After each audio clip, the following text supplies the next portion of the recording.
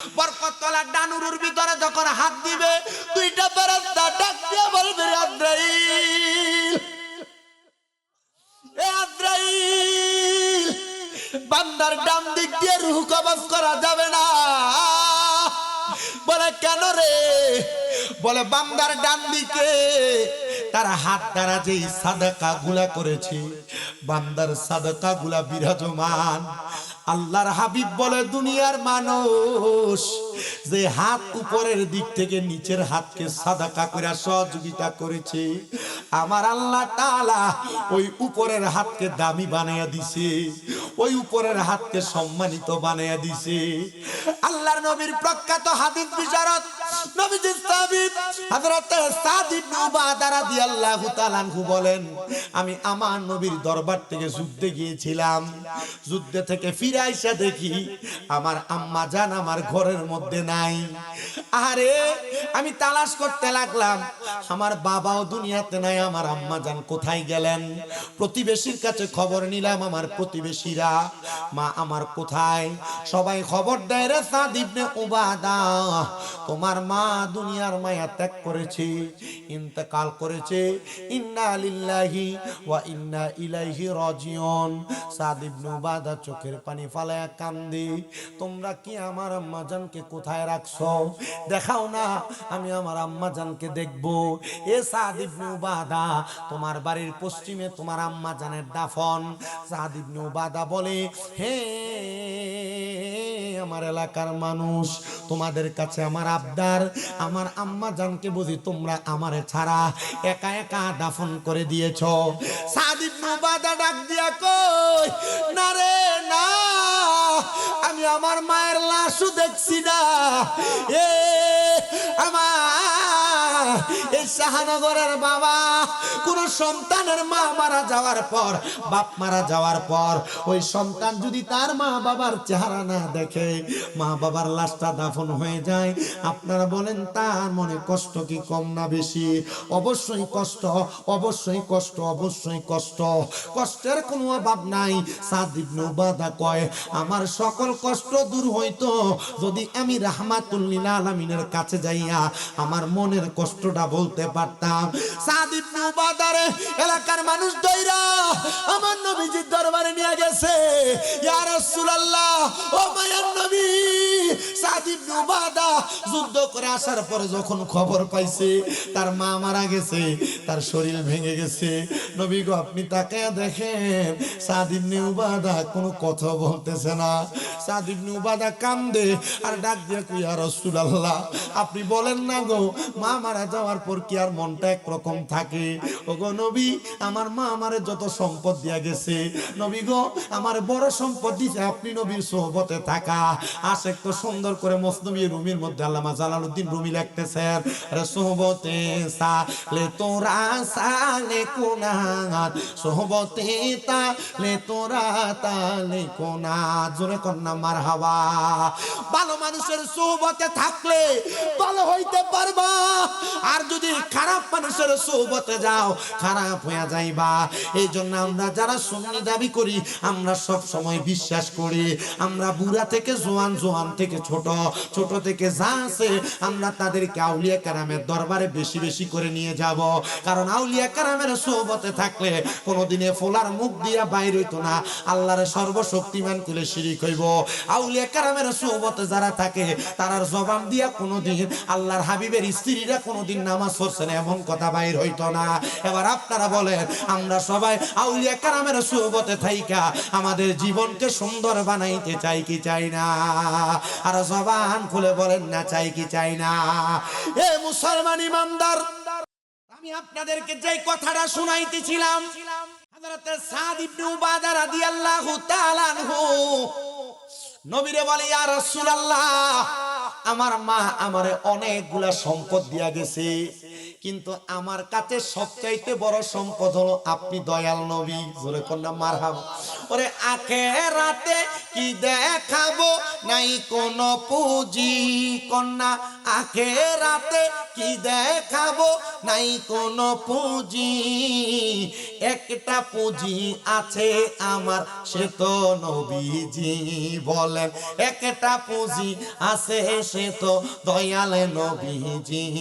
আমার দয়াল নবীজি, আমার মায়ার নবীজি, আমায় একটু দিদার দিতে হয়ে যাও রাজি। আমার দয়াল নবীজি, আমার মায়ার নবীজি, আমায় একটু দিদার দিতে হয়ে যাও রাজি। কে যাও তুমি মদিনাতে অনৌকার মাঝি, কে যাও তুমি মদিনাতে অনৌকার মাঝি, যার কাছে যাইবা আমি তাহার খুঁজি। আমার দয়াল নবীজি, আমার মায়ার নবীজি, আমায় একটু দিদারে দিতে হয়ে যাও রাজি। জবান বন্ধ নাই, জোরে কোন আল্লাহু আকবার। সাদ ইবনে উবাদা বলে, ইয়া রাসূলুল্লাহ, নবী মাটা যে মইরা গেল, এখন আপনি যেহেতু আমার বড় সম্পদ, আমি আপনার কাছে আগমন করলাম। নবী গো, আপনি বলেন না আমি আমার মায়ের জন্য কোনো কিছু করতাম নি। নবী আমার কয়, সাদ ইবনে উবাদা, তুমি তোমার মায়ের নামের উপরে আল্লাহর ওয়াস্তে সদকা করো। সাদ ইবনে উবাদা কয়, ইয়া রাসূলুল্লাহ, আপনি সাক্ষী থাকেন, আমি আমার আম্মা জানের জন্য, আমি সাদ ইবনে উবাদার মিখওয়াদা নামক একটা খেজুরের বাগান আছে, ওই মিখওয়াদা নামক খেজুরের বাগানটা আমি আমার আম্মার জন্য সদকা করে দিলাম। আমার নবী কয়, সাদ ইবনে উবাদা, তুমিও সাক্ষী থাকো, এই খেজুরের বাগান থেকে যত মানুষ খেজুর আহার করবে, ওই মানুষগুলা খেজুর সওয়াব হবে, ওই সওয়াবগুলা তোমার আম্মা জানের আমলনামায় লেখা হবে। এই জন্য কোন মুমিন বান্দার যখন রূহ আজরাইল কবজ করবে, মুমিন বান্দার ডান দিকে হাত দেওয়ার সাথে সাথে মুমিন বান্দাটার ডান দিক থেকে বাধা দিবে না, না না, মুমিন বান্দাটার ডান দিক দিয়ে রূহ কবজ করা যাবে না, কারণ মুমিন বান্দার ডান দিকে তার দান এবং সদকাগুলা আছে। এবার আজরাইল আলাইহিস সালাতু ওয়াস সালাম মুমিন বান্দাটার বাম দিকে হামলা করবে, বাম দিক থেকে জবাব দিবে, আজরাইল বাম দিক দিয়ে তো রূহ কবজ করতে পারবা না। বলে কেন গো? বলে মুমিন বান্দাটা তার বাম হাত সহ প্রত্যেকটা জায়গায় অঙ্গ প্রত্যঙ্গে তার আম্মা জানের বুকের সাথে লাগা ছিল, সে তার আম্মা জানের বড় খেদমত করেছে, সে তার আব্বা জানের বড় খেদমত করেছে। এই জন্য মুমিন বান্দার রূহ তোমরা বাম বাহু দিয়া বের করতে পারবা না। আজরাইল তখন আমার আল্লাহ তাআলার কাছে প্রশ্ন করবে, মনিব কিভাবে বান্দার রূহ কবজ করা যায়? এবার আল্লাহর পক্ষ থেকে জবাব দেওয়া হবে, যারা মুমিন বান্দা মারা যাওয়ার সময় কালেমা পড়বে, কালেমা পড়া ছাড়া মুমিন বান্দা ইন্তেকাল করবে না। কালেমা পড়ে পড়ে ইন্তেকাল করা, এটা মুমিন বান্দার খাসিয়ত, এটা মুমিন বান্দার চরিত্র।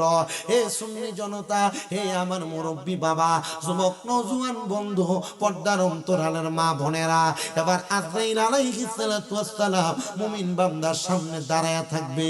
মুমিন বান্দা যখন ঘুম থেকে জাগ্রত হবে, মুমিন বান্দা কালেমা পড়বে, বান্দার জবান দিয়ে যে বাতাস আগত হবে, ওই বাতাসের মাধ্যমে মুমিন বান্দার রূহটা কবজ করা হবে। হায় রে আমার মুসলমান, কেমনে রে কবজ করার পরে মুমিন বান্দা কেমনে পড়ে থাকবে? আল্লাহ মুমিনের কোনো ঠিকানা কি নাই? বলে মুমিন বান্দার ঠিকানা তো আগেই বলে দিলাম, জান্নাতুল আদন। ও আল্লাহ, আমরা জান্নাতুল আদনে যাব কথা সত্য, আপনি বলেন না গো, ওই জান্নাতুল আদন পর্যন্ত পৌঁছানোর জন্য মুমিন বান্দার আরো কয়টা স্টেশন বাকি? এবার শুনেন, মুমিন বান্দার রূহটা যখন আজরাইলে কবজ করে নিয়ে যাবে, এবার রূহুর সঙ্গে আজরাইলের সঙ্গে কথোপকথন হবে। সুবহানাল্লাহ। একটা হাদিস আমাদের কুমিল্লা আলিয়ায়, যখন কুমিল্লা আলিয়ার হেড মুহাদ্দিস হুজুর মাওলানা আব্দুর রাজ্জাক হুজুর, উনি যখন এই হাদিস পড়াইছে, অনেকক্ষণ কান্না করছে, অনেকক্ষণ কান্না করছে। লাস্ট সময় কান্না করার পর বলছে, বাবা শুধু দোয়া করেন যেন এইভাবে ঈমানটা নিয়ে মরতে পারি। কত মানুষ মরে যায়, মারা যাওয়ার সময় বিছনায় প্রস্রাব পায়খানা করে দেয়, কত মানুষ মরে যায়, মরে যাওয়ার সময় বিছানার মধ্যে ছটপট করে, চোখের পানি, চোখ উল্টায়া দেয়। কত মানুষ মারা যায়, মারা যাওয়ার সময় জিহ্বায় কামড় দিয়া দেয়। কত মানুষই তো মারা যায়, মারা যাওয়ার সময় নাকে মুখে দিয়ে রক্ত বের হয়। আল্লাহ, আমরা কিভাবে মরবো? কত মানুষ মারা যায়, মারা যাওয়ার সময় ঘাড় শক্ত হয়ে যায়, রক্ত ছিঁড়া যায়। আমরা এভাবে মরবো না। আল্লাহ, আমরা মুমিন হয়ে মরতে চাই। বলে মুমিন হয়ে মরার ঠিকানা, মুমিন কিভাবে মরবে আমার রাসূল তোমাদেরকে দেখিয়ে দিচ্ছে। মুরব্বীরা দাড়ি পাইকা গেছে, যুবক ভাইরা বয়স শেষ হয়ে গেছে। আপনি মনে করতেছেন আপনার বয়স বাড়তেছে, 19 থেকে 20 হয়েছে, 21 থেকে 22 হয়েছে, বয়স বাড়ে নাই, বয়স কমছে।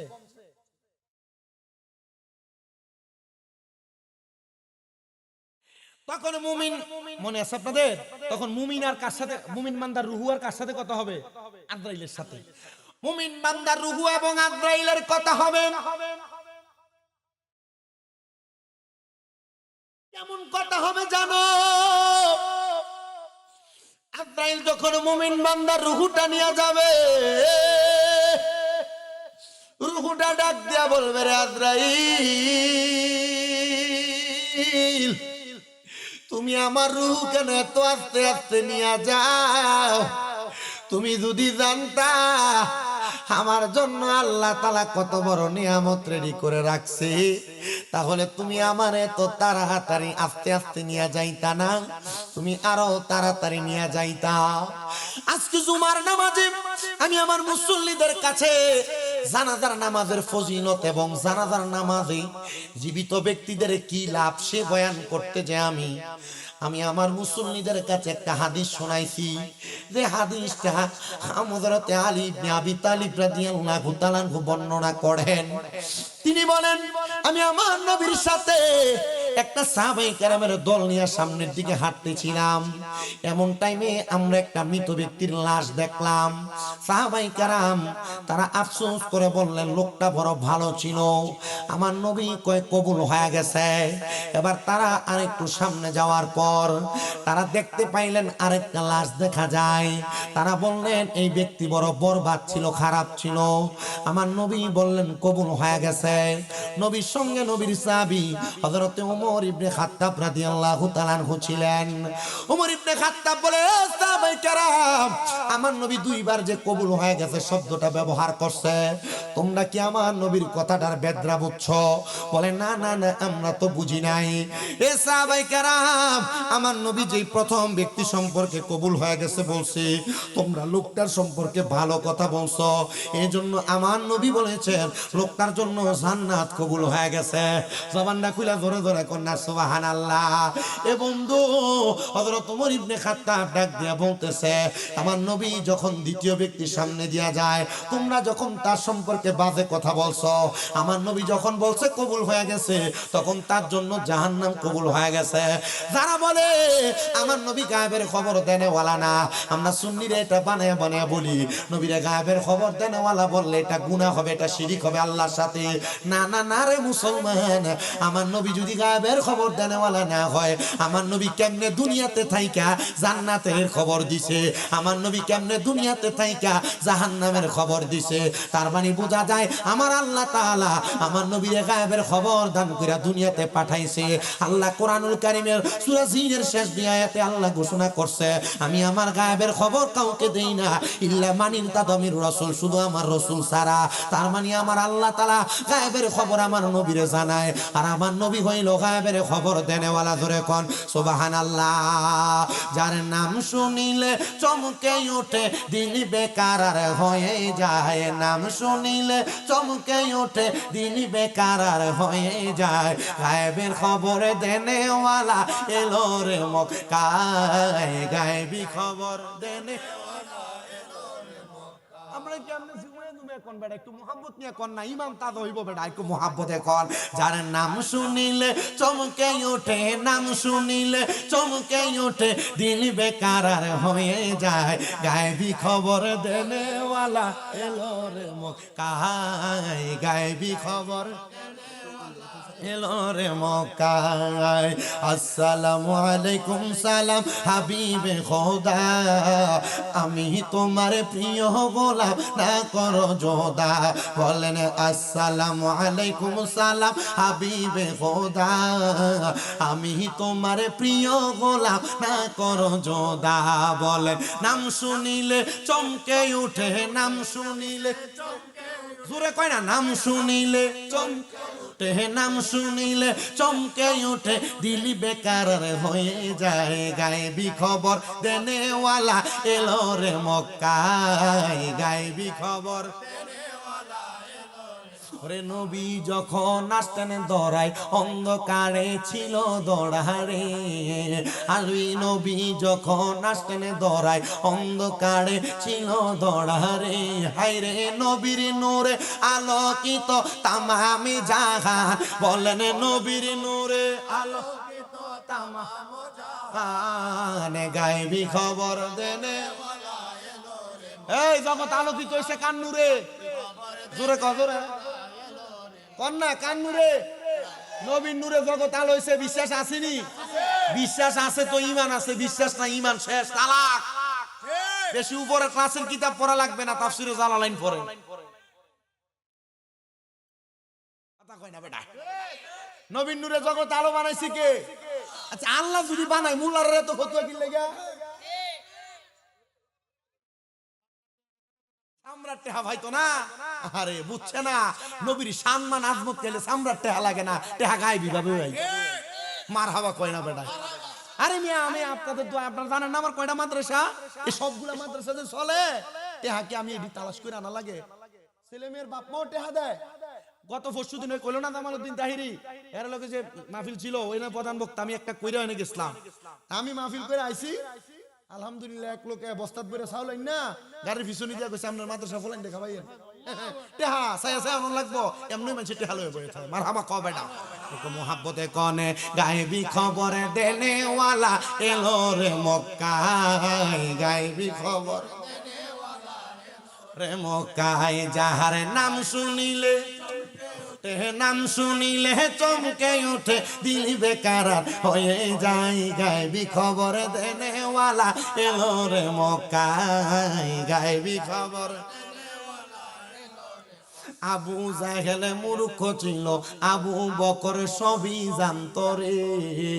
আবু জাহেল মূর্খ ছিল, আবু বকর সবই জানতো রে।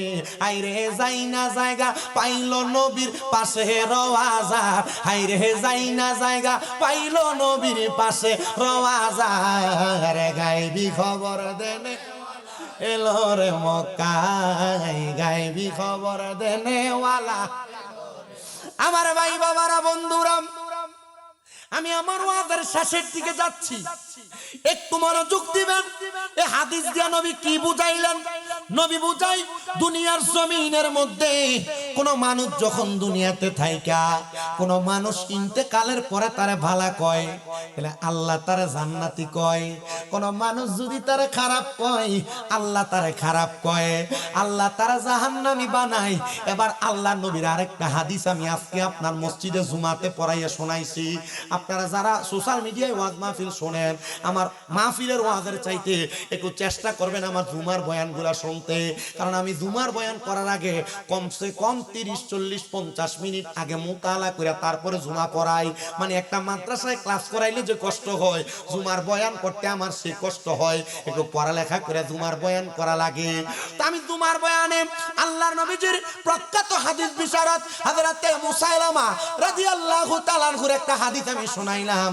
তিনি বলেন, আমি আমার নবীজির জবান মুবারকে বলতে শুনলাম, নবী আমার কয়, কোন মুসলমান ইন্তেকাল করার পরে তার জানাজার নামাজের মধ্যে যদি 40 জন ব্যক্তি হাজির হয়, 40 জন ব্যক্তি হাজির হয়, ওই 40 জন যদি জীবনে কোনোদিন শিরিক না করে, ওই 40 জন যদি ওই মৃত ব্যক্তির জন্য সুপারিশ করে বলে, হ্যাঁ আল্লাহ এই ব্যক্তি জান্নাতি, বলে এই ব্যক্তি জান্নাতি, তখন আমার আল্লাহ তাআলা এই 40 জনের সুপারিশ কবুল করে এই ব্যক্তির জান্নাতি বানায়া দেয়। এক নাম্বার। দুই নাম্বার আরেকটা হাদিস নবী আমার বলেন, উম্মত দুনিয়াতে কোন মুসলমান যদি মারা যায়, তার জানাজার নামাজের মধ্যে যদি 100 জন মানুষ হাজির হয়, 100 জন মানুষ, এই যে মাইকিং করে না, মাইকিং এর প্রচলন কই থেকে শুরু হয়েছে? মাইকিং এর প্রচলনটা শুরু হয়েছে তখন থেকে, যখন মানুষ জানাজাতে আসতে চাইতো না, ডরাইতো লাশ দেখলে, এই মাইকিংটা তখন থেকে শুরু হয়েছে। আরে আমার অমুক দোস্ত, অমুক বন্ধু, অমুক বাড়ির অমুকে মারা গেছে, আমরা একটু যাই। তখন থেকে হুজুররা তখন হাদিস কোয়া শুরু করছে যে হ্যাঁ, যখন থেকে কোনো মানুষের জানাজার নামাজে 100 জন মানুষ উপস্থিত হয়, আর ওই 100 জন ব্যক্তি যদি মৃত ব্যক্তির জন্য সুপারিশ করে বলে ভালো, আল্লাহ তাআলা তারে ভালো হিসেবে জান্নাতি বানায়। মারহাবা, জোরে কোন মারহাবা।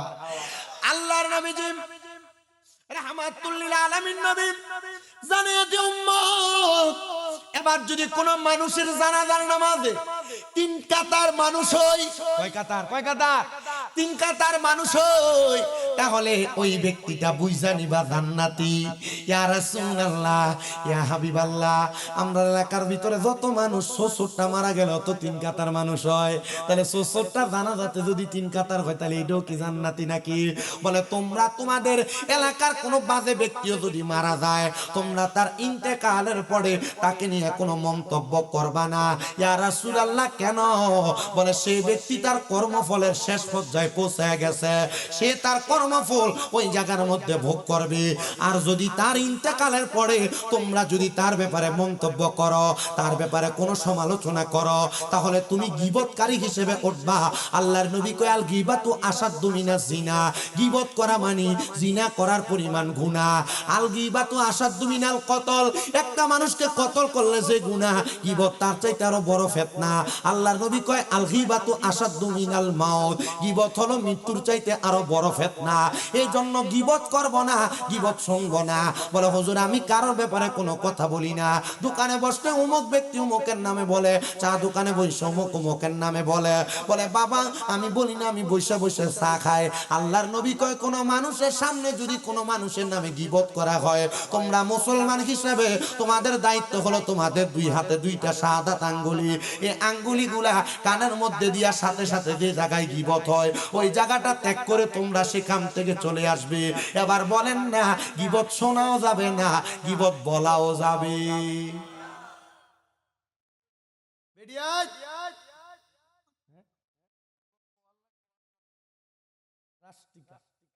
আপনারা ওয়াজ বলতে কি বোঝেন আমি জানি না, তবে আমি যতটুক বলছি আমার মনে হয় কি আলিম ভাই, এর থেকে বেশি ওয়াজ লাগবে তার, আর এতটুকু আমল করলে চলবে। আমি ভিডিওতে বেশি করে কই, আপনারা যারা মা বোন আছেন কিশোরগঞ্জের, বাজিতপুরের, দিলালপুরের, শাহনগরের, সোশ্যাল মিডিয়াতে যে দেশ বিদেশের মা বোনরা দেখবেন আপনাদের মাঝে গীবতের প্রচলন বেশি। আপনি ঠিক কইলেও ঠিক, না কইলেও ঠিক, গীবতের প্রচলন বেশি মা বোনের কাছে। মা বোনদেরকে আমি বারবার করে বলছি, আমি চাই না আমার কোন মা বোন জাহান্নামে যাক। আমি আসার সময় আমার এক লোক বলতেছে হুজুর গত বছর ওয়াজের কারণে মানুষ আপনার উপর সন্তুষ্ট বিদা মানুষ আসছে। আমি কইছি আমার ওয়াজ তো বেড়াইত বেশি হনে না, আমার ওয়াজ হনে বেরিয়েতে, আসলে বেরিয়েতে হনে, বেরিয়েতে আমার ওয়াজ বেশি হনে, ভক্ত বেশি। আমার আম্মা অসুস্থ হওয়ার পর কত মহিলা আমার বাড়িতে আমার আম্মারে দেখতে গেছে, এটা আল্লাহর বরকত। মহিলা কি বেশি নাকি? বাবু বেরিয়ে আমার বদ্ধ দিস না। আমি চাই না আমার কোন মারা দুজুকে যাক। আপনি কখনো আপনার অন্য জালের ব্যাপারে আরেক জালের কাছে বদনাম বলবেন না। আপনি কখনো আপনার স্বামীর ব্যাপারে অন্য জনের কাছে বদনাম বলবেন না। আপনি কখনো আপনার আরেক ননদের ব্যাপারে আপনি কারোর কাছে মন্তব্য করবেন না। নিজে ননদ হওয়ার পরে আপনি আপনার ভাইয়ের বউয়ের বদনাম করবেন না। কেন? এগুলো আপনাকে জাহান্নামী বানাবে, যেটা বেশি বেশি হয়। আর বেরিয়াতে একটা সালাকি যে শিখাই দিয়ে যায়। তোমার এলাকার ভিতরে এমন বহুত বেরিয়েছে, এলাকা ভিত্তিক কয়েকজন থাকে, বাড়ি বাড়ি প্রত্যেক বাড়িতে এমন একটা করে প্যাসেঞ্জার আর প্যাসেঞ্জার থাকে, তাই না? এমন 2-1টা করে থাকে দেখবেন বাড়ি বাড়ি। বইন তোমার একটা সালাকি শিখাই দিয়ে যায়। সালাকিটা হইলো তোমার কাছে যদি আয়া কোন সময় কোন বেডিন নামে আয়া যদি বদনাম করে, তাহলে তুমি তারটা শুনবা, কিন্তু তার কাছে কিছু কইস না। কারণ মনে রাখবি বেডিন, এই বেডি দে তো তোর কাছে আরেক বেডিটা কইছে, তুই যদি তার কাছে কিছু কস তোর তো এই বেডির কাছে কইবি। কথা কই না কেন? এটা আমনার বেলা একই। না ঠিক কইতেন না বেড়াই আজকে তোমার কালকে আমার আমাদের ফিসাবুদুর বইয়ের হইছে বহু জায়গা ফিসাবরা আইয়া সালাম দিয়ে দোয়া করে দৌড় মারে এই যে ফিসাবরা আমার পছন্দ হইছে মারহাবা কোন ও গতকালকে প্রোগ্রামও করেছে বৈরবে 2টা পর্যন্ত প্রোগ্রাম বক্তবিন্দু চালাই আবার ওয়াজও চালান লাগে দেখছুন নি আল্লাহ কবুল করো আমিন কইন মোহাব্বতে কয় না দিবে না এটা আমিন তাহলে গীবত কি করা যাবে তাহলে শোনা যাবে মজা কইরা তার নামে গীবত কইতেছে আমার কাছে কত ভালো লাগতেছে রে গীবত শোনা যাবে মান সমাতা নাজা মাদ্রাসায় নুরানিতে এই হাদিস শরীফটা বাচ্চাদেরকে পড়ায় মান সমাতা যে চুপ থাকে সে নাজাত পায় যত চুপ থাকতে পারেন গুনাহ কম জিন্দেগিতে ইবাদত বেশি হবে চুপ থাকলে যদি নাজাতই পান আর ইবাদতে হয় তাহলে চুপ থাকই বালা ঠিক আছে না কষ্ট হইতাছে আমি বুঝছি ওয়াজের তাইল আপনারা পছন্দ হইছে না যদ্দুরি আলহামদুলিল্লাহ একটু মুহাব্বতে দুরূদ শরীফ করবেন দুরুদের আওয়াজেই বুঝবো তাইল পছন্দ হইছে না না হইছে মুহাব্বতে করেন আল্লাহুম্মা সাল্লি আলা সাইয়্যিদিনা নবী আল্লাহর নূরে নবী পয়দা নবীর নূরে এই সংসার কদ জাআকুম মিনাল্লাহি নূর কোরআনের ঘোষণা আল্লাহুম্মা মদিনা বিয়ানা জীবিত মানুষের গীবত করা দূরের কথা আল্লাহর নবী কয় মৃত মানুষেরও গীবত করা যাবে না না না গীবত করা যাবে না এবার রাহমাতুল লিল আলামিন নবী ঘোষণা করতেছে উম্মত আমার এই গীবত থেকে তোমরা বেঁচে থাকবা গীবত করবা না ইয়া রাসূলুল্লাহ গীবতের কারণে কি কি গুনাহ হয় নবী আমার জানায়া দেই উম্মত গীবতের কারণে এক নাম্বার তুমি ইন্তেকালের পরে হাসরের ময়দানবাসীকে একসাথে করা হবে সবার সম্মুখে তোমাকে দাঁড় করানো হবে আর তোমার মৃত ভাইকে তোমার সামনে দেওয়া হবে বলা হবে হাসরের ময়দানে এই গীবতকারী মাহবুব তুমি আবার এখানে দাঁড়ায়া দাঁড়ায়া তোমার মরা ভাইয়ের গোশতটা কামড়ায় কামড়ায় খাও কেমনে খাইবি রে মরা ভাইয়ের গোশত তো কামড়ায় খাইতে পারবা না আল্লাহর নবী কয় শুধু তাই না কোনো মানুষ যদি কোনো মানুষের ব্যাপারে মিথ্যা গীবত করে মিথ্যা তোহমত দেয় মিথ্যা পেছনে পেছনে কথা বলে ও মুসলমান সে যেন তার নিজের মার সাথে 27 বার মেলামেশা করে কোন বর্ণনাকারী বলতেছে 70 বার মেলামেশা করে একজন আরেকজনের নামে গীবত করা চা দোকানে বৈশা বৈশা বদনাম করা নিজের মায়ের সাথে মেলামেশা করার শামিল না না না আমি চাই না রে মুসলমান তোমরা এমন গীবত কইরা বড় কবিরা গুনার শিকার হও এমন গুনার কারণে তোমার জাহান্নাম জাহান্নাম জাহান্নাম নিশ্চিত আমি সবার কাছে আবদার করে যাই নিজে ভালো হয়ে যান আপনি নিজের সন্তান আত্মীয় স্বজনকে ভালো বানায়া দেন আল্লাহ তাআলার একজন বুজুর্গ দিন বান্দা তিনি ডাক দিয়ে কই দুনিয়ার মানুষ আমার একটা স্বভাব ছিল আমি যখন যে জায়গার মধ্যে কোনো কবরস্থান দেখতাম আমি ওই কবরের সামনে দাঁড়ায়া দাঁড়ায়া আমি কবরবাসীদের কবর জিয়ারত করতাম হাই রে আমি একদিন আমি সামদেশ এলাকার উপর দিয়ে যাচ্ছিলাম ব্যবসায়িক কাজে আমার ওটটা আমার কাছ থেকে ছুটে গেছে ওটটা আমার কাছ থেকে ছুঁইটা ওই ওটটা আমি দেখলাম দৌড়ে সামদেশের একটা কবরস্থানের সামনে গেছে ওই কবরের সামনে যাইয়া আমি দেখলাম রে ওটা ওই কবরের উপর যায় বইসা গেছে আমি চিন্তা করতে লাগলাম কেন রে ওটা এই কবরের পাশে যায় বসলো আমি বুঝতে পারলাম সামদেশের এলাকা বড় ঠান্ডা এলাকা বড় নাতিশীতোষ্ণ এলাকা ওই এলাকার ঠান্ডা আমার সহ্য করতে পারে নাই কিন্তু কবরের উপরে কেন বসলো আমি তখন ওই কবরের সামনে গেলাম আমি আমার উটটাকে যখন টান দিতে লাগলাম কবরের উপর আমি দড়িটা পরে রইনো আমি উটের দড়িটা ধরতে লাগলাম আমি দড়িটা ধরতে যেয়ে দেখলাম কবরের উপরের মাটিটা আগুনের মতো গরম হয়ে রইছে জোরে জোরে কোন নাউজুবিল্লাহ কবরের উপরের মাটি গরম হয়ে রইছে আপনারা কষ্ট করে বসে আছেন এই ঘটনাটা শুনেন তারপর আপনাদেরকে ছুটি বেশি কষ্ট হইব ভাই হ্যাঁ একটু লেট লাগবো আমি তো হিট দিয়া ভাই ওয়াশ করি আপনি দেখছেন না গত বছর আমি তো মরা মুসাবক বহাবই করতে হবে, তাইলে বহাবই করতে পারতাম না। আমার মুসলমান ইমামদাররা, কবরটা হিট হয়ে রয়েছে, একটা মানুষ যদি দেখে এবার কাছে একটু চিন্তা লাগবে, আর যদি এটা আল্লাহর ওলি হয় চিন্তাটা আরো কি হইব, বেশি হইব। জগতের মানুষ, আমি আমার উটটারে সেখান থেকে সরায়া আমার মনে একটু আফসোস হইল, কারণ আমার নবী বলছে দুনিয়ার মানুষ তোমরা যখন কোন কবরের সামনে যাও, তোমরা কবরের সামনে যে কবরের উপর বসবা না, কবরের উপর শুইবা না, কবরের উপর হাঁটবা না। ইয়া রাসূলুল্লাহ, কেন? বলে কবরবাসী এতে কষ্ট পায়। আহা, কবরবাসী এতে কষ্ট পায়, কবরবাসী এতে কষ্ট পায়। এ মুসলমান, আল্লাহর ওই বুজুর্গ দিন বান্দা, তিনি আবার উটটাকে সরায়া গাছের সাথে বাইন্দা আল্লাহর বুজুর্গ দিন বান্দা ডাক দিয়া কয়, আমি ওই কবরের সামনে যা দাঁড়ায় গেলাম, দাঁড়ায়া দাঁড়ায়া আমি সূরা ফাতিহা, সূরা ইখলাস পড়লাম, সূরা তাকাসুর পড়লাম, সূরা নাসরা পড়লাম, আমি সূরা আর রহমান পড়লাম, আমি সূরা ওয়াকিয়া পড়লাম, সূরা ইয়াসিন পড়লাম, কারণ আমার উটটা এই কবরবাসীর উপর জুলুম করেছে। এই জন্য আমি কবরবাসীর জন্য এই জুলুমের দোয়াটা একটু বকশিশ করার চেষ্টা করলাম। আমি যখন এই সূরা কেরাতগুলা পড়লাম, কইরা কবরবাসীটার জন্য দোয়া করতে লাগলাম। আমি বলতে লাগলাম, ও আল্লাহ পাক রব্বুল আলামিন, আপনি কবরবাসীকে মাফ করে দেন। আমি কবরবাসীর জন্য যখন দোয়া করতে লাগলাম, আমার কাছে বড় আফসোস লাগলো, হায় রে, আমার মতো যদি জিন্দা মানুষ হইতো, ওনার উপরে তো উটটা বসতে পারতো না, উনি দৌড়ায় দিত।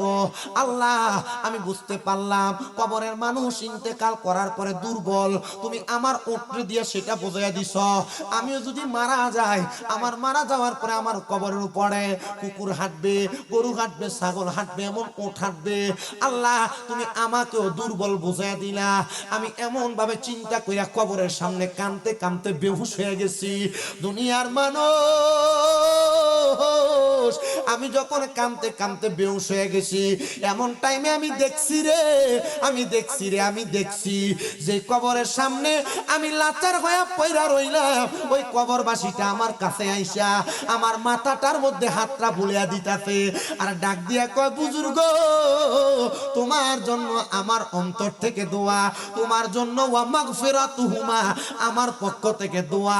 বলে কেন গো, তুমি না কবরে ছিলা, তুমি আমার জন্য কেন দোয়া করো? বলে আমার আল্লাহ তাআলা আমার কবরের মধ্যে অধিক অধিক পরিমাণ আযাব দিতেছিল, কিন্তু তোমার উটটা যখন আমার কবরের উপর আইসা বসছে, তুমি আইসা যখন আমার কবরটার একটু গরম উত্তপ্ত দেখলা, তুমি তো দোয়া করলা, আমার আল্লাহ তাআলা তুমি বুজুর্গর দোয়ার বরকতে আমার কবরের আযাব মাফ করে দিছে।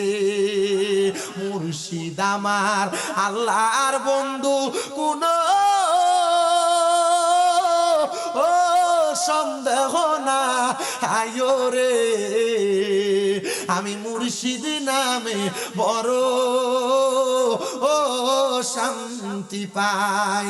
গাউসে পাক আমার আল্লাহর বন্ধু, কোন ও সন্দেহ না আয়ো রে, আমি মুর্শিদ নামে বড় ও শান্তি পাই, আমি মুর্শিদ নামে বড় ও শান্তি পাই। কবে জানি আসবে সময় আমি পাইব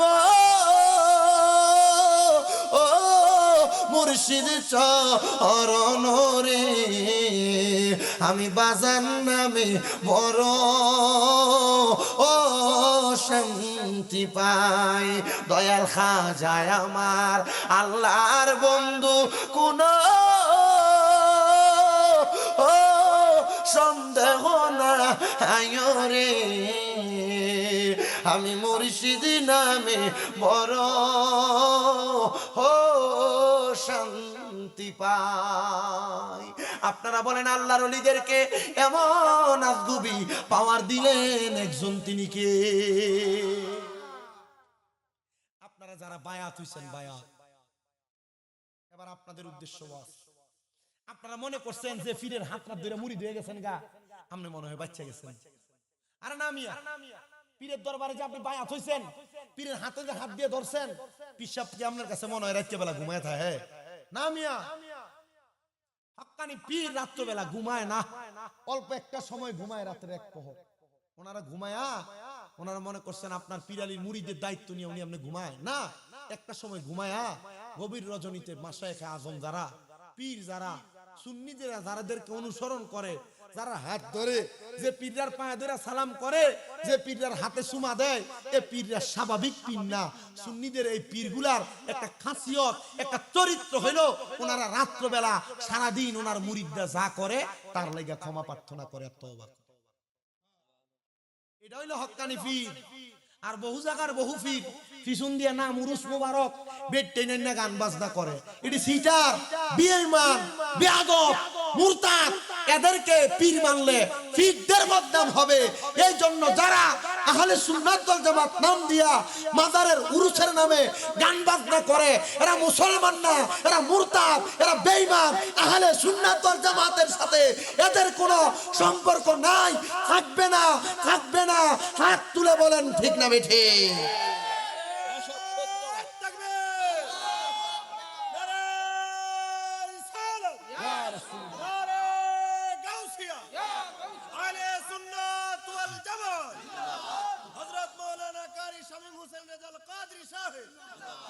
নাম দিছে উরুস মুবারক, বেরিয়ে এনে গান বাজনা করে, কথা কোন নাকি আছে না নাই? আমরা ঠিক করবেন কেমনে? কারণ আপনারা এইটার আগের কাতারের মুসল্লি।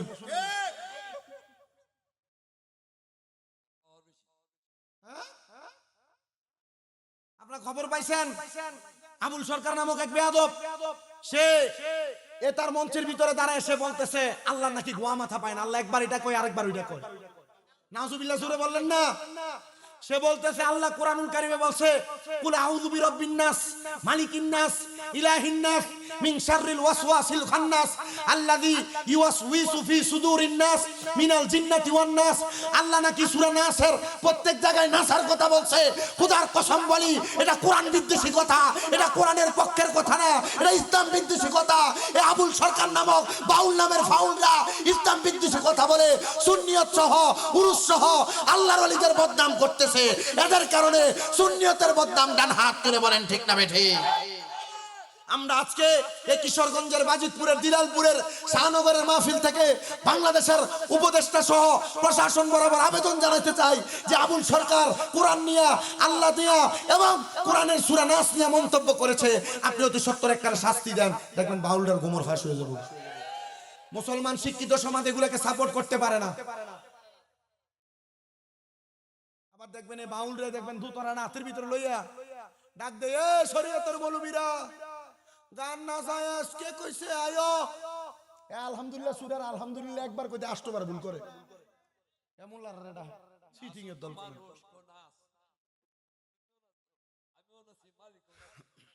আমরা চিন্তা করছি দুনিয়া কত গোমরাতে গেছে। গানে যান না, গানে কি ফিডাটা ফিডাইবো আপনারা রে? আমি আফসোস করতেছি এটা লইয়া আপনারা ওই তখন ফিডাটা খাইয়া তখন এখন তো মার বাপরে ডাকেন, তখন কারে ডাকবেন? মাদারে উরুস মুবারকের নাম দিয়ে গান বাজনা করা হারাম। বন্নামি কও না কিদা বন্নামি বেরিয়ে দিয়ে গান বাজনা করা। সামা কাওয়ালি হইলে চিন্তা করতাম অন্যটা, সামা যদি হইতো চিন্তা করতাম অন্যটা, কিন্তু এটা তো সামা করে না, এত বেরিয়ে দেন চমক সরকার, এটি বেরি কাপড় ফইরা ইন্ডিয়া দেখা যায়।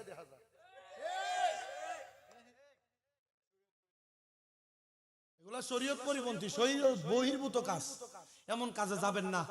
আপনারা যারা এই গান বাজনা শুনেন, আল্লাহ নবীর একটা হাদিস শোনায় দেয়, রহমাতুল্লিল আলামিন নবী বলেন, হযরতে আবু সাঈদ খুদরি রাদিয়াল্লাহু তাআলা আনহুর জবান মুবারকের বাণী, তিনি বলেন আমার নবীজিকে বলতে শুনেছি, এক জায়গায় বিদুর্মীরা তাদের মৃত ব্যক্তির আহ্বান করার জন্য ঢোল দিয়া বাইরে মৃত ব্যক্তির মৃতর খবর জানাইতেছিল। আমার নবীজির ডান হাতের শাহাদাত আঙ্গুল বাম হাতের শাহাদাত আঙ্গুল কানের মধ্যে ঢুকায় আমার নবী হাইটা চলে যাচ্ছে। নবীজিকে প্রশ্ন করলাম ইয়া রাসূলুল্লাহ কারণ?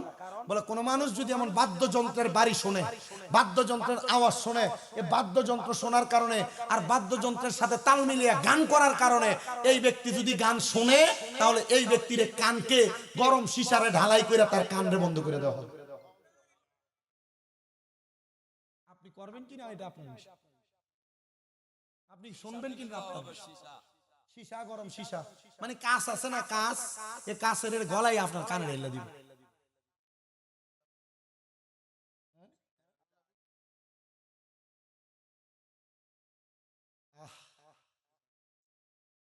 আল্লাহ আল্লাহ চান্দা তোলে, এটা সিটার, এটা বাচ্চা। আল্লাহ বলে চান্দা তোলে। আপনি চিন্তা করছেন এরা কত বড় গোমরার গোমরা, আমার বুঝায় না ভাই। এটা এরা মুখ দিয়ে কোন দিয়া কয়, এরা এই মুখ দিয়ে এই সমস্ত কথা কেন বলে, আমার এগুলো বুঝে আসে। আমি আমার এই কথা থেকে অন্যদিকে যাই।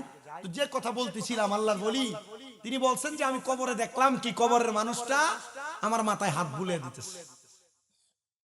কি বুলিয়ে দিতেছে? আমি তালাশ করতে লাগলাম এ কবরের মধ্যে এমন আর কোন মানুষ আছে নাকি। আমি আবার দেখলাম এ কবরে আরেকজন মানুষ, যার নাভি থেকে পায়ের পাতা পর্যন্ত আগুন ধাউ ধাউ করে জ্বলতেছে। আল্লাহর ওলিরা ছাওয়ার ক্ষমতা আসেনি? মুরাকাবা মুশাহাদার সূরাতে চলে গেলে আল্লাহর ওলিরা এটা পারে। আপনারা যারা মুরিদ হয়ে বসে রয়েছেন এখনো পর্যন্ত ফানাফিল্লার বাকাবিল্লা কি জগৎ বোঝেন না। আপনারা মুরিদ হওয়াটা আর ফানি ভাত লবণ সারা খাওয়া সমান কথা। এর লেগে জানেন, কারণ মুরিদ হওয়ার পর একটা মুরিদ যদি ফানাফিল্লার বাকাবিল্লা কি না জানে, তাহলে এইটা মুরিদের কোনো দাম নেই। এটা নামে মুরিদ, এটা কামে না। বলে হুজুর কেন ফানাফিল্লা বাকাবিল্লা আপনি বুঝায় দেন, টেহা দিয়ে আনছি, বুঝেন, একটু মনোযোগ দেন।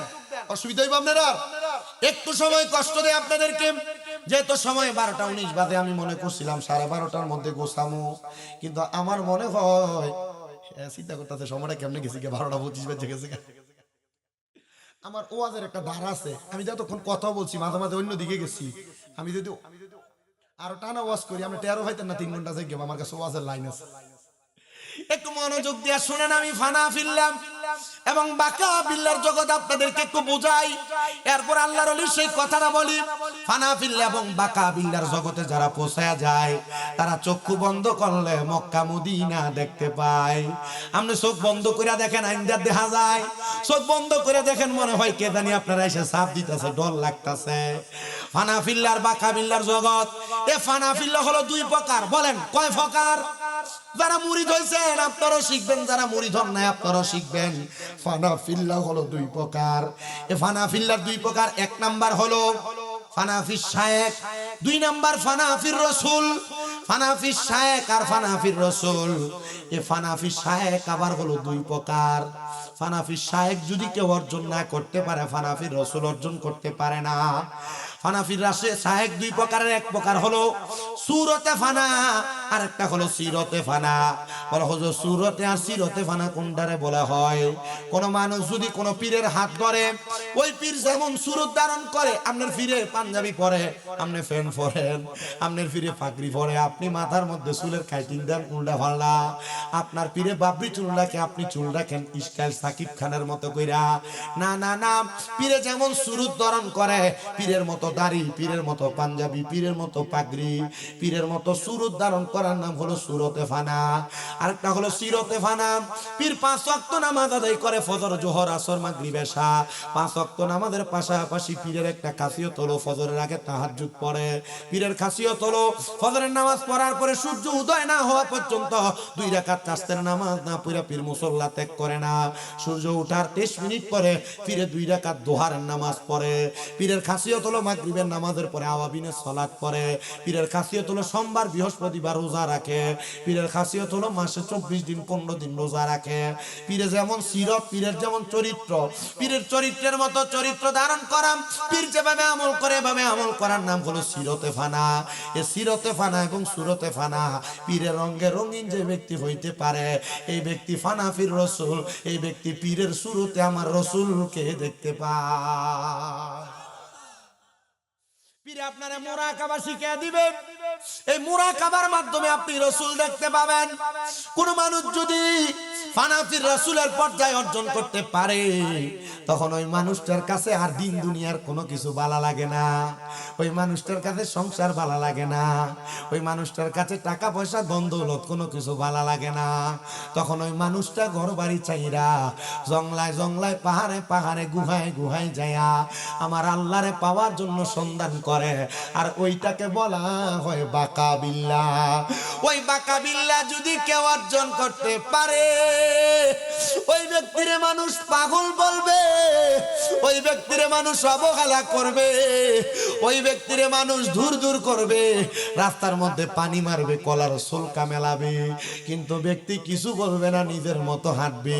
কারণ বান্দা জানে মানলাহুল মাওলা ফালাহুল কুল, বান্দা যদি মাওলার হয়ে যায় সমস্ত জগৎ তার হয়ে যাবে।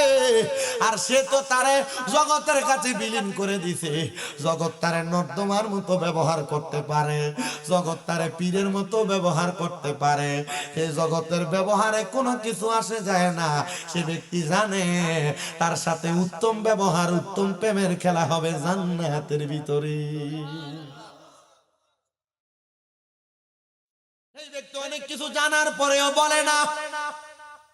দেখবেন মাঝে মাঝে পীরের বাড়িতে গেলে পীর আপনারা বইলা দিবে, আপনি না বললেও, বাবারে সামনের দিনগুলো একটু সাবধানে চলিস, বাবার এই কামটা করিস না, বাবার এই কাজটার দিকে পাও বাড়াইস না।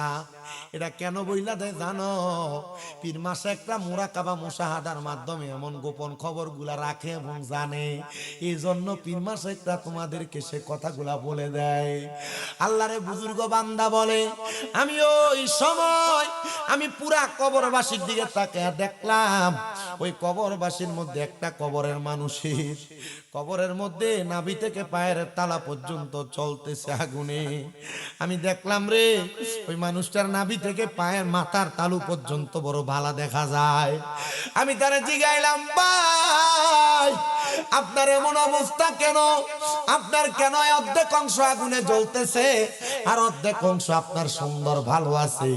তিনি আমারে ডাক দিয়া কই, অন্য কোনো কারণ না, আমি দুনিয়াতে আসা, দুনিয়া থেকে কবরে আসার সময়, বরজখে আলমে আসার সময় আমি আমার একটা কন্যা সন্তান দুনিয়াতে রাইখে আসছি। যে কন্যা সন্তান আমার জন্য দোয়া করে, আমি আরেকটা কন্যা সন্তান 7 মাসের পেটে আমার স্ত্রীর গর্ভে রাইখে আসছি। ওই কন্যা সন্তানটা বড় অবাধ্য, বড় অপয়া। ওই কন্যা সন্তানটা ইসলামী শরীয়ত অনুসরণ করে চলে না, এই জন্য আমার কবরে অর্ধেক অংশে আযাব আর অর্ধেক অংশ ভালো। আল্লাহর এই বুজুর্গ বান্দা ডাক দিয়ে কয়, জগতের মানুষ, আমি তাড়াতাড়ি ওই কবরের সামনে তাকা উইটা এবার আমার উটটার পিঠে চইরা চইরা এই সামদেশের পুরাটা এলাকার মধ্যে তালাশ করতে লাগলাম, কার এমন ঘর যার স্ত্রীর গর্ভের মধ্যে 7 মাসের একটা সন্তান রেখে ইন্তেকাল করছে। কেউ কোনো জবাব দেয় না রে। সামদেশের নদীর কিনারার মধ্যে যাইয়া দেখতে একটা ঘর দেখা যায়, যে ঘরের দরজাগুলা বন্ধ, দরজা বন্ধ, বন্ধ দরজাটার সামনে যাইয়া আসসালামু আলাইকুম বলে সালাম দিছে। 2 বার সালাম দিছে, 3 বার সালাম দিছে, কিন্তু সালামের কোনো জবাব না দিয়া ঘরের দরজাটা খুইলা, আপনারা ভাত খাওয়ার পরে যে পানিটা থাকে, পানিটার আইডা পানি হয়তো বলেন কিনা জানি না, আমরা কুমিল্লার ভাষায় এটার আইডা পানি বলে, ওই পানিটা ঘরের দরজাটা খুইলা আল্লাহর বুজুর্গ বান্দার গায়ের মধ্যে এভাবে ফিক্কা মারছে, মেলা মারছে। আল্লাহর বুজুর্গ কয়, আমি কার ঘরের দরজায় গো আসলাম, যে ঘরের দরজার মধ্যে সালাম দেওয়ার পর জবাব দেয় না, আমার গায়ের মধ্যে পানি নিষেধ করে মেলা মেরা পালায়। আমি এবার চলে যাইতে লাগলাম, পেছন থেকে আরেকটা মেয়ে আমার সালামের জবাব দেয়, ওয়া আলাইকুমুস সালাম ওয়া রাহমাতুল্লাহি ওয়া বারাকাতু। আমার সালামের জবাব যখন যাই, আমি পেছনে ফিরা দেখলাম গো, পদ্মাশীল একটা সুন্দর মাইয়া আমার সালামের জবাব দেই, জবাব দেই। আমি জিজ্ঞাসা করলাম, এটাই কি তার বাড়ি যে একটা কন্যা স্ত্রীর গর্ভে রাইখা 7 মাস অবস্থায় মারা গেছে? মায়া ডাক দিয়া কয়, হ্যাঁ এটাই তো তার বাড়ি। আমরা দুইজনই তো তার সন্তান। আল্লাহর বুজুর্গ বান্দা ডাক দিয়া কয়, জগতের মানুষ, আমি তখন বললাম, তাহলে তোমার আব্বার কবরে আযাব হওয়ার কারণ তুমি মাইয়া, তোমার আব্বার কবরে আযাব হওয়ার কারণ তুমি মাইয়া। মাইয়া ডাক দিয়া কই, হুজুর যেই বাপরে আমার জীবনে দেখলাম না, মায়ের গর্ভে রাইখা মা মারা গেছে, আমার আব্বার কবরের আযাবের কারণ বুঝি আমি হয়ে গেছি। হুজুর আপনি বলেন না কেন? বলে তোমার চলাফেরা উগ্রতার কারণে। এ পর্দার অন্তরালের মা, তোমরা যারা বেপর্দা চলো গো, তোমরা মনে রাখো তোমাদের বেপর্দার কারণে তোমার বাপ ভাই, তোমার স্বামী, তোমার সন্তান কবরে জ্বলবো। বেপর্দা চইল না, স্বামী ছাড়া পর পুরুষরে চেহারা দেখায়ও না, দেবর রে চেহারা দেখায়ও না, রাস্তাঘাটে পর পুরুষরে চেহারা দেখায়ও না, মার্কেটে যে অবাধ্যভাবে ঘোরাফেরা কইরো না। মারা গো, তোমার এই অবাধ্যভাবে ঘোরাফেরা করা তোমার বাপ ভাই, তোমার সন্তান, স্বামী জাহান্নামীর কারণ। এ দুনিয়ার মানুষ শুনো রে, আল্লাহর বুজুর্গ কয়, মা তোমার এমন বেপর্দা বেহায়াপনা চলা উগ্রতার কারণে তোমার আব্বা কবরের আযাবের শিকার। মাইয়া ডাক দিয়া কয়, হুজুর আপনি আমারে ওসিয়ত করেন, হুজুর আপনি আমারে তালিম দেন যেন আমার আব্বা কবরের আযাব মাপ পায়। আমি যেই বাপরে দেখছি না, ওই বাপ যদি আমার কারণে আযাবে জ্বলি, তাহলে আমি এটা সহ্য করতে পারবো না। হুজুর কয়, মাইয়া দুই কাম করবা, 1 নাম্বার পর্দা, 2 নাম্বার 5 ওয়াক্ত নামাজ। মাইয়া 7 দিন পর্দা কইরা নামাজ পড়া ডাক দিয়া কই, হুজুর আমার আব্বা এবার কেমন আছে বলেন? হুজুর কয়, একবার দেখছি, এখন তো আর দেখতাম পারতাম না। মাইয়া কোন পেছে পালাইলি, এই পেছের জবাব তো আমি তোরে দিতাম পারতাম না। মাইয়া কয়, হুজুর আপনি যদি আমার আব্বার কবরের খবর আগে বলতে পারেন, এখন কেন পারবেন না? আমার বিশ্বাস আপনি পারবেন, আপনি আমার একবার বইলা দেন না। হুজুর কয়, মা আমি বলতে পারবো না, তবে কেমনে দেখবা সেটা আমি বলতে পারবো। মাইয়া কয়, হুজুর কেমনে? কয়, বাড়িতে যাইবা, তাহাজ্জুদের সালাত করবা, 2 রাকাত সালাতুল হাজতের নামাজ পড়বা। সালাতুল হাজতের নামাজ এইভাবে নিয়ত কইরা আল্লাহু আকবার কইয়া দাঁড়ায়া সূরা ফাতিহা অন্য সূরা মিলাইবা। প্রথম রাকাতের সিজদা দিবা, 3 বার সুবহানা রাব্বিয়াল আলা কইরা তোমার যত আশা আছে, হাজত আছে, সিজদার ভিতরে যে আল্লাহর কাছে বলতে থাকবা। দ্বিতীয় রাকাতের মধ্যে সূরা ফাতিহা পড়বা, 3 বার সূরা ইখলাস তেলাওয়াত কইরা রুকু দিয়া সিজদাতে যাইবা, 3 বার সুবহানা রাব্বিয়াল আলা পড়বা।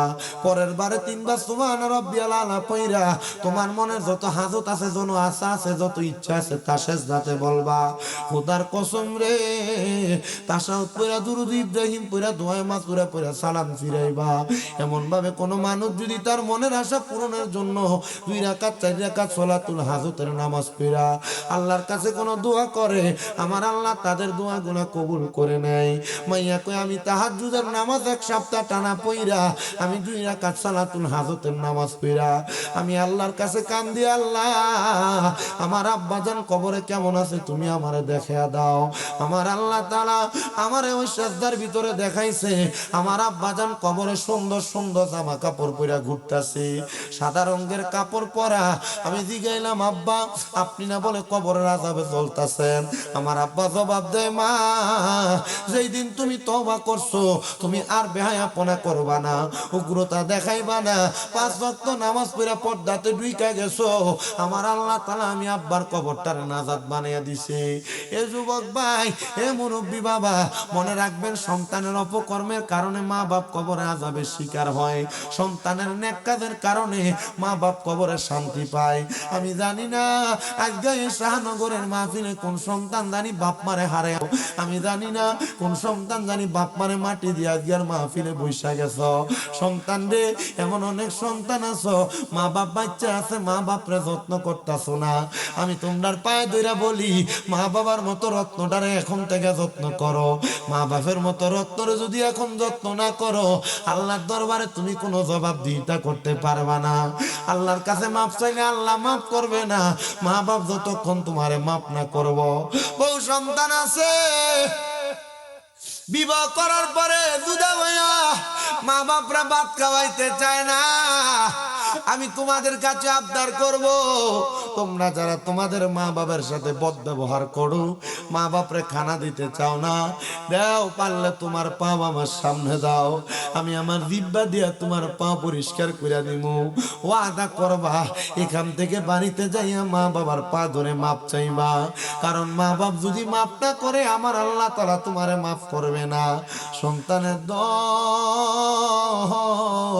মা বাবার মনে কষ্ট দিয়া যদি কোন সন্তান আজকে শাহনগরের মাহফিলে বসে থাকো, কিশোরগঞ্জের বাজিতপুরের শাহনগরের মানুষ, খোদার কসম কিশোরগঞ্জের বড় আলেম দিয়া ওয়াজ করাইবা, এমন ওয়াজ দিয়া তোমার কোনো লাভ হবে না। সন্তান ওয়াদা করো এখান থেকে বাড়িতে যাইয়া মা বাবার পাটি ধরে ধরে মাপ চাইবা। আজকের মাহফিল কবুল হবে কি হবে না এটার গ্যারান্টি আমি দিতে পারবো না, তবে একটা গ্যারান্টি দিতে পারবো রে, আগামী কালকে যদি দেখো এলাকার মুরব্বীরা দোকানে বৈশা কয় এ আমার সন্তান শামীম রাজার ওয়াজটা শুই না বাড়িতে যায় আমার পায়ে ধরে মাপ চাইছি, অনেকে চিন্তা করে হুজুর আমি কোনোদিন আমার মা বাবার সাথে অন্যায় করি নাই, আমিও কি আমার মা বাবার পায়ে ধরে মাপ চাইবো? আমি বলবো সন্তান পাপ করো অন্যায় করো আর না করো, মা বাবার পায়ে ধরলে তোমার দাম কমবে না, তোমার সম্মান কমবে না, আম্মা আব্বার পায়ে ধরলে আল্লাহ তোমার সম্মান ইজ্জত বাড়িয়ে দিবে। আমার দিকে তাকাও, আমার দিয়ে আল্লাহ তাআলা একটা না দুইটা না ছয় ছয়টা মাদ্রাসা চালায়। ওয়াজ মাহফিলে গেলে যেখানে যাই সেখানে আপনারা যেমন ভাবে আমারে প্রধান বক্তা বানাইছেন, যেখানে যাই মানুষ শুধু প্রধান বক্তাই বানাই, দামি চেয়ারে বসাই, আমি একটা কথা অন্তরে বিশ্বাস করি এই সম্মান আমি আমার পড়ালেখার যোগ্যতা দিয়ে অর্জন করি নাই। আমি মাদ্রাসায় ক্লাস 6-7 থাকতে ওয়াজে শুনছি মা বাবার পায়ে চুমা দিলে আল্লাহর জান্নাতের চৌকাঠে চুমা দেওয়া সওয়াব পাওয়া যায়। আমি আমার বাঙ্গা ঘরের মধ্যে যাইয়া আমার আম্মা আব্বারে ঘুমন্ত অবস্থায় পায়ের মধ্যে চুমা দিছি, চুমা দেওয়ার পর থেকে আল্লাহ তাআলা আমার সম্মান বাড়াইছে। দামি গাড়ি চড়ায়, সুন্দর বাড়িতে রাখে, সুন্দর ভালো ভালো খানা আমারে খাওয়ায়।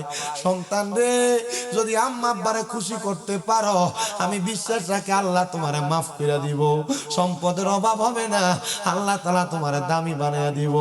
কিন্তু অনেকে চিন্তা করে হুজুর যারার বাড়িতে আব্বা আছে তারা বাড়িতে যায় আব্বার পায়ে ধরে মাপ চাইবো, হুজুর যারার বাড়িতে মা আছে তারা বাড়িতে যায় মার পায়ে ধরে মাপ চাইবো। আমার তো আব্বা নাই, আমি কার পায়ে ধরে মাপ চাইবো? হুজুর যাদের মা আছে তারা বাড়িতে যায় আমার পায়ে ধরে মাপ চাইবো। হুজুর আমার মা নাই, আমি কার পায়ে ধরে মাপ চাইবো? আল্লাহর নবী শিখিয়া দে উম্মত, কোন সন্তানের মা মারা যাওয়ার পরে, বাবা মারা যাওয়ার পরে ওই সন্তান যদি রব্বির হামহুমা কামা রব্বায়ানি সগীরা বইলা চোখের মণিকোটার মধ্যে একটা মাছির মাথা পরিমাণ পানি চাইনা দিয়া কান্দে, ওই পানি মাটিতে পড়ার আগে আমার আল্লাহ তার মা বাবার জীবনের গুনাহ মাফ করে দেয়। কেমন আছেন বাবা মনি, কেমন আছে মা জননী, একবারও তো ফিরা চাইলি না, ওই মা বাবারে কষ্ট দিয়া দুনিয়াতে দিন কাটাইয়া কোনদিনও শান্তি পাবি না। হারে মুসলমান খবর দেশের খবর লইলি না, ওরে 3.5 হাত গর্তে ফেলে কেমন করে আইলা চলে, তোমার বাড়ি আইতে দেরি হইলে যে মা ঘুমাইতো না, ওই কবর দেশে মায়ের পাশে একটু রইলি না রে, কবর দেশের খবর লইলি না। সন্তান তুমি তোমার মা বাপরে বাদ দাও না, আর তোমার মা সকালবেলা পান্তা ভাত্রি খাইছে না, মা চিন্তা করছে আমার ফুতে বন্ধে থেকে খেতের থেকে আইলে পান্তা ভাত্রি খাইলে তার কলজা ঠান্ডা হইব।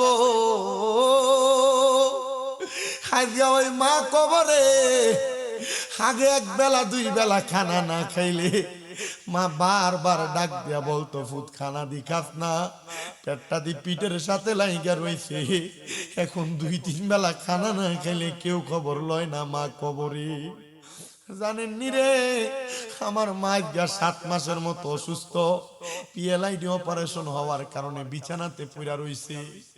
আমি যেদিন প্রথম দিন আমার মারে অসুস্থ ঘরে রাইখা মাহফিলে বাইর হইছি 2 মাস পরে, আমার মা আমি প্রত্যেক দিন ঘরের দরজায় বাড়ি দিলে আগে দৌড়ে আইসা দরজা খুলতো, আর আইসা ডাক দিয়ে কইতো তোর ওয়াজের লাইভ শোনার পরে আমি কি ঘুমাইছিনি, তুই কোন সময় ডাক দিবি আল্লাহ জ্ঞান আমি ঘুমাই না। যেদিন আমি প্রথম যাই অসুস্থ মা থাকার পরে ঘরের দরজা বাড়ি দিছি, আমার মা ঘুম থেকে জাগ্রত হইয়া ডাক দিয়া কইছে আইতাছি রে। এরপরে আমি দেখছি আমার আব্বা ঘরের দরজা খুলে দেওয়ার পর আমার মা কাঁদতাছে। আমি জানি দেই মা আমারে প্রত্যেক সময় দরজা খুলে দিত, এখন দরজা খুলে দিতে পারে না বিদে আমার মার মনে বড় কষ্ট। আল্লাহর কসম কইরা কই, আমি ঘরে গেলে যখন দেখি আমার মা ল্যাংরে ল্যাংরে হাঁটে আমার কাছে বড় কষ্ট লাগে। আমি কইছি আল্লাহ কেউ যদি আমার আইসা কইতো আমার কলজাটা কেটে দিলে আমার মাটা আমার সামনে আগের মতো ঠিক করে হাঁটবো, আল্লাহ আমি আমার বাড়ি গাড়ি বিক্রি করে দিতাম, আমার নিজের কিডনি বিক্রি করে হইলো আমার মাটার হাঁটার ব্যবস্থা করে দিতাম। আমি সব সময় আমার মারে বারবার কই মা কি খাইবেন কি লাগবে আপনি একবার বলেন। আমি আল্লাহর কাছে বারবার দোয়া করছি, ডাক্তারে কইছি ডাক্তার দেখেন না 5-10 লাখ টাকা লাগলে আমার মা নিয়ে আবার আগের মতো হাঁটে। ডাক্তার শুধু কইছে শামীম সাহেব টাকা দিয়া সবকিছু হয় না, একটু ধৈর্য ধরেন, আল্লাহ তাআলার কাছে দোয়া করেন, আল্লাহ তো 7 মাসে আপনার মারে অনেক উন্নতি দান করছে। আমি কইছি আল্লাহ যে 10-15 লাখ টাকা আমি আমার মার জন্য ব্যয় করব নিয়ত করছি, আপনি তাড়াতাড়ি আমার মাটারে সুস্থ করে দেন। আমি আমার মা সুস্থ হইলে আমার মা বাপ বাইরে লই আমি মক্কা মদিনা যামু, মক্কা মদিনা যে আমি হজ করে আমু। সন্তান তোমরা যারা বাপ মা বাইসা রইছে তোমরার পায়ের মধ্যে ধইরা বলি, তোমরা যারা চিন্তা করো মা বাবা জায়গা জমি বেচা যদি হজে যায় আমার সম্পদ ভাগে কম পড়ব, তুই বোকা, তোর মতো বোকা আর কেউ নাই। মনে রাখিস রে, জায়গা জমি বেচা তাড়াতাড়ি মা বাপরে মক্কা মদিনা পাঠা। মা বাপ যদি মক্কার কাবা ঘরের মধ্যে যাইয়া কাবা ঘরের গিলাপ ধইরা তল লাগা দোয়া করে, যে জায়গা বেচা মা বাপ হজে যাইব এর চাইতে 10 গুণ 100 গুণ বেশি সম্পদ আল্লাহ তরে দান করব। আমি আপনাদের সবার কাছে আবদার জানাই, মা বাপ বাচ্চা থাকলে আপনি সম্মান করেন, ইজ্জত করেন, তাজিম করেন, দেখবেন আমার আল্লাহ তাআলা আপনারে দামি বানাইয়া দিব, আল্লাহ তাআলা আপনারে দামি বানাইয়া দিব, আল্লাহ তাআলা আপনারে দামি বানাইয়া দিব, আল্লাহ তাআলা আপনারে দামি বানাইয়া দিব। আপনার ইবাদতের বরকতে আল্লাহ তাআলা আপনার মা বাবারে কবরে নাজাত দান করব। যাদের মা কবরে বাবা কবরে আপনার নামাজ পড়বেন 5 ওয়াক্ত, আপনার মা বাবা শান্তি পাবে। আপনার হাত দিয়া দান সদকা করবেন, আপনার মা বাপ কবরে শান্তি পাবে। আপনার মা বাবার বয়সী মুরব্বীদেরকে খাওয়াইবেন, মা বাবার বয়সী মুরব্বীদেরকে পড়াইবেন, দেখবেন এরা শান্তি পাবে। আবদার জানাই, আবদার জানাই, যদি আপনারা দুনিয়া আখিরাতে শান্তি চান আপনারা আপনাদের মা বাবার প্রতি সম্মান তাজিম করবেন। যে বাচ্চারা তোমরা সামনে বসে আছো, তোমাদের মা বাবা তোমাদেরকে কোনো কিছুর জন্য পাঠাইলে, দোকানে যাইতে বললে, কোনো কাজের জন্য যদি তোমাকে আদেশ করে তুমি পারতাম না বলে মেলা মেলা বাপ মার কথা ফালাইয়া দাও, তোমাদেরকেও বলে দিয়ে যাই জীবনে যদি তোমরা বড় কিছু করতে চাও, যদি পারো মার পায়ে বাবার পায়ে চুমা দিবা। আর যদি কখনো মা বাপ কোনো কাজের জন্য বলে, কখনো মা বাপকে না শব্দ ব্যবহার করবা না, আগে মা বাপকে বলবা হ্যাঁ আম্মু আব্বু আপনি আগে যেটা বলবেন সেটা করব, তারপরে আমি আমার কাজে যাব। আমি এখনো মাঝে মাঝে চিন্তা করি আমি যে আমার অসুস্থ মারে ঘরে ফালাইয়া দিয়া মাহফিলে চলে আসি, আল্লাহ নিয়ে এটার কারণে আমারে কোনো সময় আটকায়া ফালায়, আল্লাহ নিয়ে আমারে প্রশ্ন করে শামীম দাদা মারে অসুস্থ ফালাইয়া বাড়ি থেকে বাহির হইয়া মাহফিলে চলে আসছো। আমি আমার মারে কইছি মা আমারে বদদুয়া দিয়েন না, দেখবেন আল্লাহ তাআলা আপনারে সুস্থ করব। আপনারা আপনাদের মা বাপরে ধমক দিয়েন না, কিন্তু জানেন আমি আমার মা বাপরে অসুস্থ হওয়ার পর আমি আমার মারে ধমক দেওয়া লাগি। আপনারা ধমক দেন মা বাবার সাথে রাগ কইরা, আমি আমার মারে ধমক দেই টাইম মতো ওষুধ খায় না এই জন্য, আমার মা টাইম মতো খানা ঠিক মতো খায় না এই জন্য, আমার মা ঠিক মতো হাঁটা চলা করে না এই জন্য। আমার এক ওস্তাদ রেজি গাইছি, হুজুর গুনাহ হবে নি? হুজুর কয় কোমলতার সাথে ধমক দিও। আমি কইছি হুজুর আমি যে আমার আম্মা জানের সাথে কত কষ্ট কইরা কইরা এত কথা বলে আমার মার মনে হয়তো কষ্ট যায়। আমি আমার আম্মা জানরে অসুস্থ অবস্থায় যেদিন বিছানাতে আলগি দিছি, আমি দেখছি আমার মার চোখটি বায়া বায়া পানি পড়তাছে। আমি জিজ্ঞাসি আপনি কান্দেন কেন? আমার মা শুধু জবাব দিছে, তুই তো নিজের লুঙ্গিটা পর্যন্ত গোসলের পরে আমি ধুইতাম না, আমার আম্মা ধুইয়া দিত। আমার মা শুধু জবাব দিতে, তুই সন্তান আমার লাগে কত কষ্ট করতেছ, আমার লাগে তোর আর এত কষ্ট। কিন্তু আমার মা তো হয়তো বুঝছে না রে, আমি সন্তান আমার মার লাগে কষ্ট করি বিদে আল্লাহ আমারে দামি বানাইছে, আল্লাহ আমারে সম্মানিত বানাইছে। আমি যে সম্মান পাওয়ার যোগ্য না, আল্লাহ আমারে তার চাইতে হাজার হাজার লাখ লাখ কোটি কোটি গুণ সম্মান দিছে। আপনারা বলে দুনিয়া এবং আখেরাতে বড় হওয়ার জন্য মা বাবার খেদমত বেশি বেশি করার দরকার আছে না নাই? মা বাবারে ধমক দিও না, জুদা থাকলে পায়ে ধরে মাপ চাই আজকেই তোমার ঘরে নিয়ে আইসো, আল্লাহ যেন মা বাপরে মাফ করে দেয়। ফেরেশতোं की सलामी देने वाले फौज पड़ती थी, जनाब सैयदा हजरत माँ आमिना सुनती थी ये आवाज